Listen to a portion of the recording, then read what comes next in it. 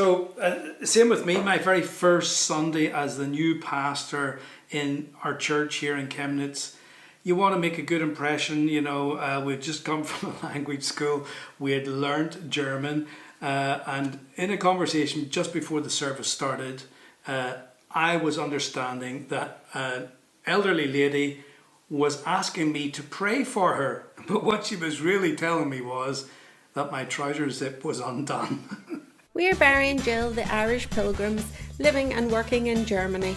Join us as we share stories about our community project that we're involved in, or our camper van conversion that keeps us busy in our free time, or just any other kind of carrying on that takes our fancy. Hi everyone, today we want to just talk to you a little bit about the German language.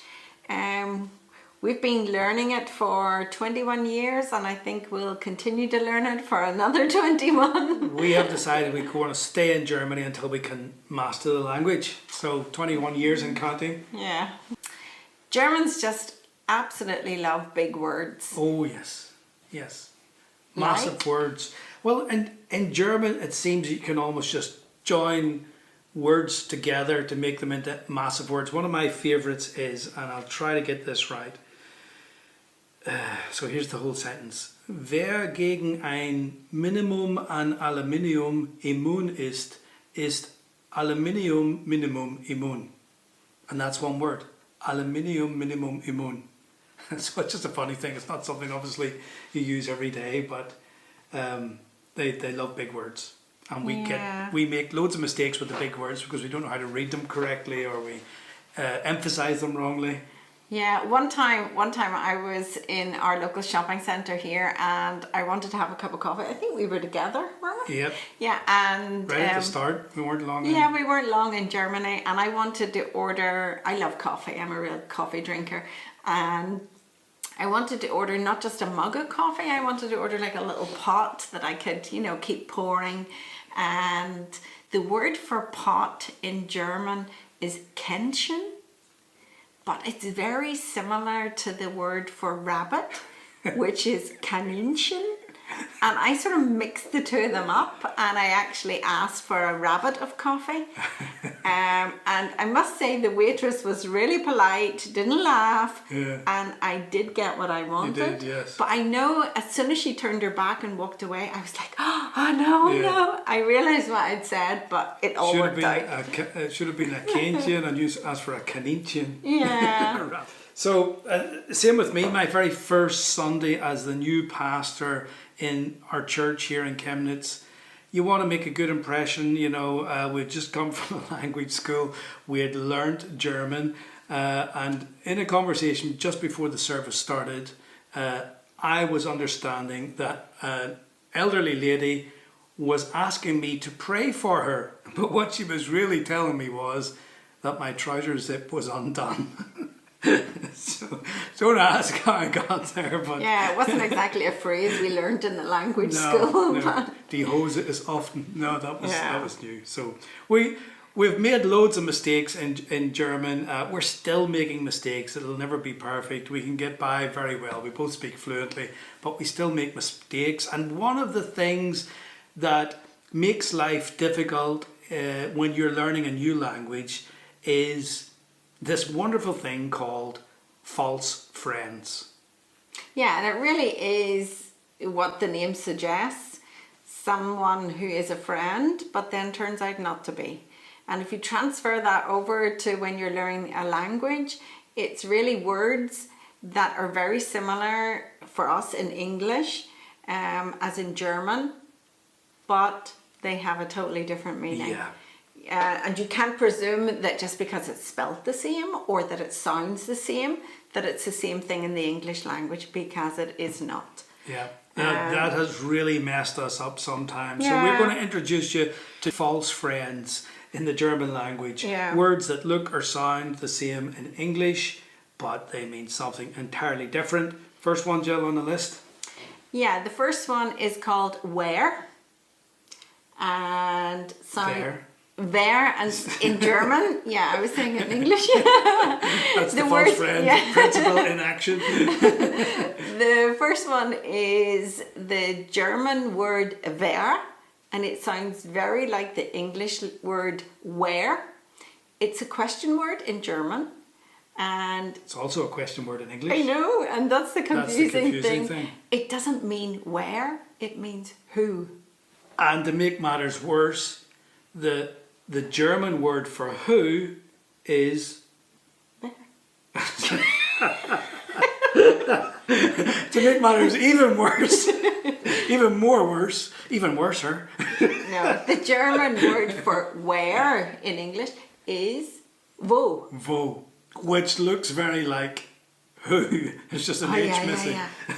It's just an H missing. Yeah, so it is. At the start, when you're learning wer and wo, and that means who and where, it's like crossing them over. It's crazy. Yeah, and I know, and it might sound very confusing for people listening to us today, so I think we're going to write some of these words up on the top of the screen here, and you can follow along. It'll all be there because it'll not make, we need. Yeah. So moving quickly on, another word that you encounter in Germany is the word handy. So I'm pronouncing it with my sort of like Belfast accent, handy. The Germans say it often with like an American accent, handy, but it doesn't mean what it means in English. You know, handy, something is really, easy to reach, or something is very convenient. That's what handy means to us. Handy in Germany means a mobile phone. So can I use your handy, your mobile phone? It just confuses you. False friends. Yeah, another verb that we have in English and German that is written the same, pronounced a little bit differently, but have two different meanings, is the German word will, and it's written like the English word will. Yeah. And it doesn't mean the future tense, I will go shopping. It doesn't mean that at all. It means I want. So confusing. It is totally confusing, and it does take a long time for that to click. I know it was something that I stumbled on or stumbled over a lot of times before I really clicked and learned it properly. I'm noticing, even just going through these list of words today and trying to think of it in English and in German, I'm still struggling. Yeah, I know.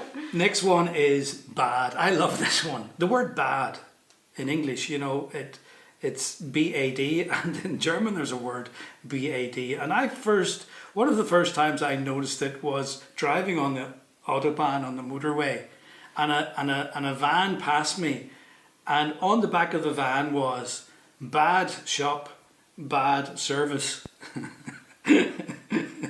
But bad in German means bath. So basically, bathroom. It can be bath or bathroom. So what they were trying to say was like bathroom shop or bath shop, bathroom service, bath service. Yeah. So it's false friend. False friends get you into trouble.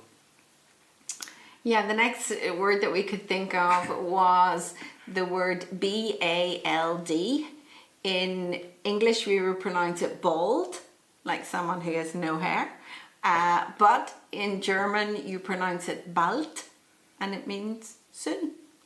Yep. So absolutely no connection to a bald head.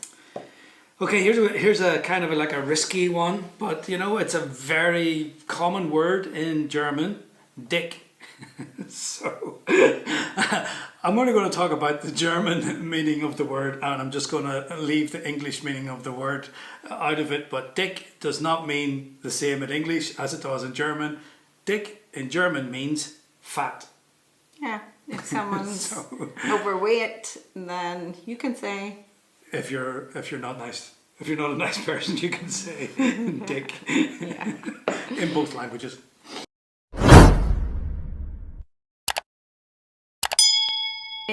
Another one that I like is the word gift, and it's pronounced the same in both languages, but have two totally different meanings. If you got a gift in the UK, you would be pretty happy with it. Yeah. If you got gift in German or in Germany, nah, not so good. It means poison. Gift. Another verb that we have in German is bekommen. Bekomme. And you would think it means become. It's almost written the same, but it means to get. Yeah. And it is one that is very confusing. Yeah. Because sometimes we can say the word become, and it's just confusing. Yeah. I remember you did a seminar in Ireland after we'd been here for a number of years. You were speaking in English and you said, when the woman becomes a baby, and then, she can stay at home. And I saw everyone in the group sort of looking at each other. Possible? What does he mean? The woman becomes a baby? And it's a strange one. Here's a good one. Everybody in Germany has their own chef. But it's not what you think, because the word chef in German does not mean their own cook, their own chef in the kitchen. Chef means boss. It's your supervisor, it's your boss. So I think it's the same root as we would say chief or something. Yeah. Or chief executive Yeah. or chief. I think chef. Yeah. So everybody in German has their own chef. So that's about it for today. Thanks for watching, everybody. Hope you enjoyed the video. Don't forget, if you have any comments or any other wee stories or false friends that you know, write it down below because we love reading them. I think that's everything from us. What do we need to do? Watch the space. See you soon. See ya.